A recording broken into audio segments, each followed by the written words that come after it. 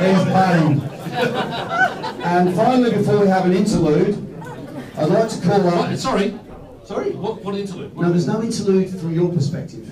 Well, what do you mean by interlude? Well, there's Don't say interlude if you don't mean interlude. I meant a member of the Melbourne Welsh Choir. Oh, right, you mean some entertainment? Yes. Right. Anyway, before the member of the Melbourne Welsh Choir joins us, we're going to have Jamie McCallum come up on stage. Jamie. Where's Jamie? Here he is. Here he is. He's now a lawyer. You can all respond to that as you wish. Yes. If you like a microphone of your own, I wouldn't touch his. Hang on a minute, you're not speaking yet. Right, Jamie's famous for three things. He's famous for three things. Number one, he's the only man, look at his skin, who puts on sunscreen to work indoors. So he'd arrive at work at 7:30 and by 7:45 he'd put the sunscreen on. Where's Jamie? Oh, Jamie's putting the sunscreen on. Because he's got Scottish heritage. The other thing Jamie's famous for is a statement when all the people are packed down there, all come down from Melbourne and whatever else, and Jamie's been behind the counter and he shouted out, and it's packed in there, and he shouted out, "The Huns are sacking Rome." And finally, he also is well known for coining the number 31. Now, if you've heard yourself referred to as 31, consider yourselves very lucky. Because if a beautiful woman walks in the deli, the blokes go, without anyone looking up, will go, 31. Who's that on the table? 31. Martin, God bless his soul, mentioned 31, no matter what he was cooking, would come flying out the back. Flying out the back. 31. And briefly, Jamie's worst moment at the deli was when a beautiful, beautiful girl had been out with one of our staff the night before and knew what 31 meant, and Jamie is standing behind her in the queue trying to get through to with his coffee cup shouting 31 to me. So Jamie's going, 31! 31! This girl is killing herself laughing because she knows exactly what to say. I'd like to introduce you to the best comedian we've ever had in the deli, and he's a lawyer, Jamie McCallum! Well, thank you very much for the introduction. Good evening, ladies and gentlemen, soy latte drinkers, and other pretentious pricks that have had the audacity to order cappuccinos and extra hot flat whites for the last 20 years. I will try not to rant too much, but this is the observations of a Ranger waiter. My experience with all things Pasquinis began at the start of this century. Despite my Scottish mother's protest to Rick, "Oh, Jamie, I don't know that you want to employ him. He's a wee bit slow, Rick." Thank you for that fine recommendation, Mother.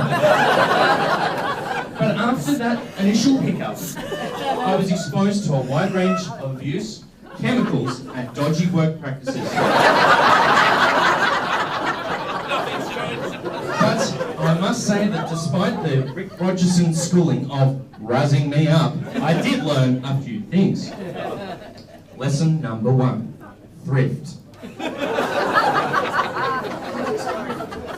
One of the reasons that Pasquinis Deli is so successful is by and large due to the foundation laid by one of its founders, Mr. Martin Satchell. You see, Mr. Satchell had an uncanny ability to stretch ingredients. For example, the sausage rolls developed by Martin had meat in them. All right, I suppose, but that was only to bind together a substantial mass of raisins. Similarly, my legal training would suggest that the chili beef tortillas should more aptly be named chili beef flavoured tortillas. Lesson number 2. The customer is not always right. Within my first day at Pasquinis, Rick sat me down and explained this to me. You see, son, the biggest load of bollocks is the mantra that the customer is always right. The vast majority of our customers are complete pods, and I quote, have no clue what they want, are impatient and rude. For a second, I almost thought he was talking about himself.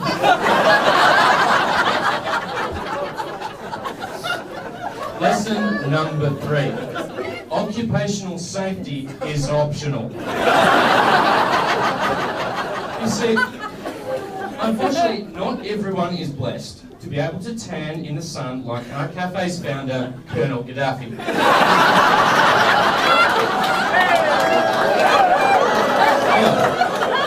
Rick, can you just please hold the microphone for just 1 second?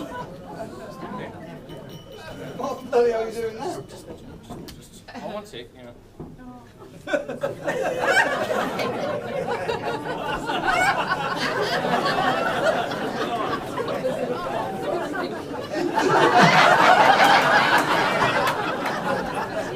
Thank you. Night workers such as myself must plaster ourselves in zinc before heading out to battle the sun and the coffee-spilling barbarians. Apparently my attempts to prevent skin cancer were classified as absurd and caused me to faff around for half an hour before starting work. I can't believe you're so bloody unproductive. Again, what did my mother say about me? But this Slater and Gordon gold mine only gets better. After the skin on my hands stripped off in the dishwashing liquid, I started wearing gloves.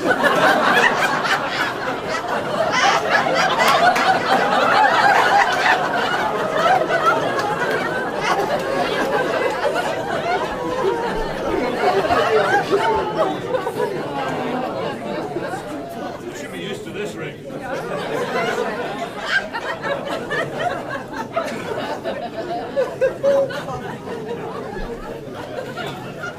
You see, Comrade Ricardo was not too enthused by this, because apparently, as you can see, the 2.5 seconds that it took to put the gloves on and off was apparently wasting time where I could be taking it coffees to the customers.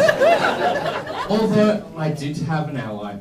Fortunately, Pasquinis' voice of reason, Jane, could see the limitations of the no-glove policy. Thank you, Jane.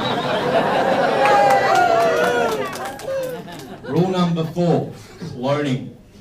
I'm sure that you're all aware that Carol is the shining light to Generalissimo's Ricardo's surliness. However, after growing up and working with Rick and Carol's son Mark, I quickly came to suspect that Pasquinis' deli harboured German Nazi scientists.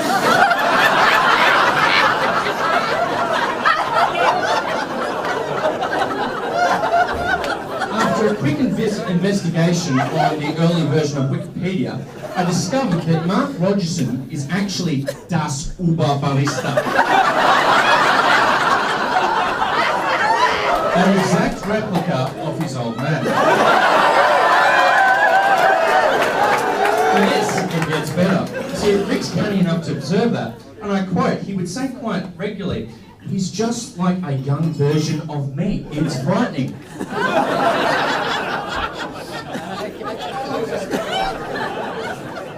To which the remaining staff would collectively sigh, we know. Lesson number 5, and we're nearly there, so just hold with me. Pasquinis has cornered the masochist demographic. During my adventure at Pasquinis, I heard customers being called to their face a wide range of superlatives. Starting with prat, hits, wet lettuce, pod, specky bastard, glory boy, wanker, Chardonnay socialist, geriatric, over the hill, and fat, just to name a few. And yet, in this ultimate example of Stockholm Syndrome, Pasquinis customers just keep coming back for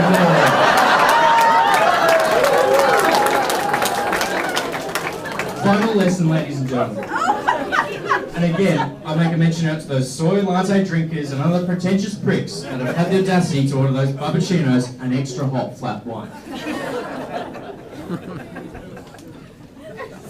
You're helping him turn the pages. What makes Pasquinis such a great establishment? Very simple, personality. There is one thing that Pasquinis can never be accused of being: beige. Some cafes may have friendly staff, but no cafe in this region has the kind of personality as Pasquinis, whether it be Rick and Carol, Jane and Maria and Martin, or Ned and Mark. These people have woven themselves into the fabric of Point Lonsdale. They are not disposable like the takeaway cups. They are not bitter like the espresso. Or as short-lived as the Bakewell tarts. They are wonderful people that have worked hard every day to build a great business. But importantly, they've been very fortunate to have such a loyal and warm and fantastic range of customers. So please raise your glasses to the owners of Pasquinis.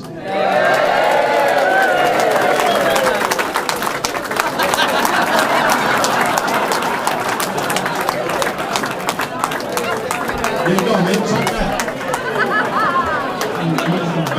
What's the matter with you? He's going to be a bloody lawyer. I'd like to call up my friend Mr. David Phillips. Where is he? Here he comes, and his son Matthew Phillips. Because of that last act, this has been reduced to 35 seconds. These two are members of the Melbourne Welsh Choir, and if you don't join in, the bar's closed. Now this is a tuning up song. We're going to tune up for this one, all right? And then we're going to move to the real deal, okay? Ready? 1, 2, all together now? When you're smiling, when you're smiling, speak up, ladies. The whole world smiles with you. When you're laughing, when you're laughing, the sun comes shining through.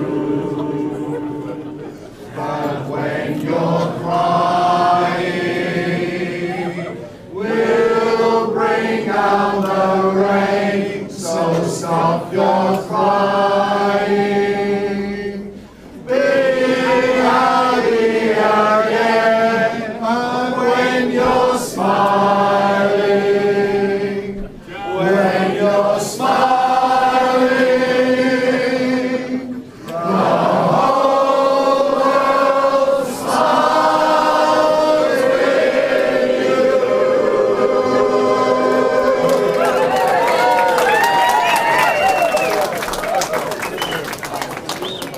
Now Dave will lead us in a song that involves actions and movement. It's very simple. Actions and movements. Follow the actions. Follow the actions. Alouette, jante, alouette, alouette, jante, bloomerang. Oh, I love a balding head. Oh, I love a balding head. A balding head. A balding head. Alouette, alouette. Oh, alouette, jante, alouette, alouette, jante, bloomerang. A sweaty brown, oh, I love a sweaty brown, a sweaty brown, a sweaty brown, a balding head, a balding head, a alouette, oh, alouette, jante, alouette, alouette, jante, bloomerang. Oh, I love the bulging eyes, oh, I love the bulging eyes, a bulging eyes, a bulging eyes, a sweaty brown, a sweaty brown, a balding head, a balding head. Alouette, oh, alouette, jante, alouette, alouette, jante, bloomerang. Oh, I love a broken nose. Oh, I love a broken nose. A broken nose. A broken nose. A bulging eye. A bulging eye. A sweaty brow. A sweaty brow. A balding head. A balding head.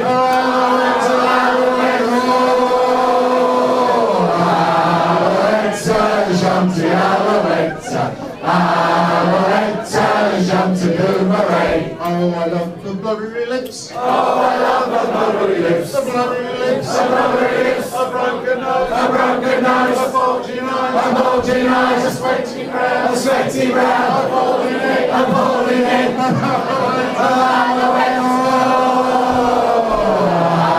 Alouette, jumpy Alouette, Alouette, jumpy boomerang. I love a curvaceous neck. Oh, I love a curvaceous neck. A curvaceous neck. Curvaceous neck. A blubbery lips. A broken nose. A broken nose. A bulging eye. A bulging eye. A sweaty brow. A sweaty brow. A balding head. A balding head. Alouette, Alouette, Alouette, Alouette, gentil boomerang.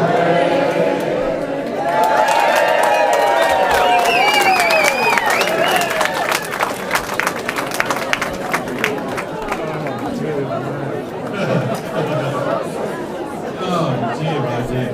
Next, What's next? next, I'd like to, Greg, where's Greg? Greg, where's Greg?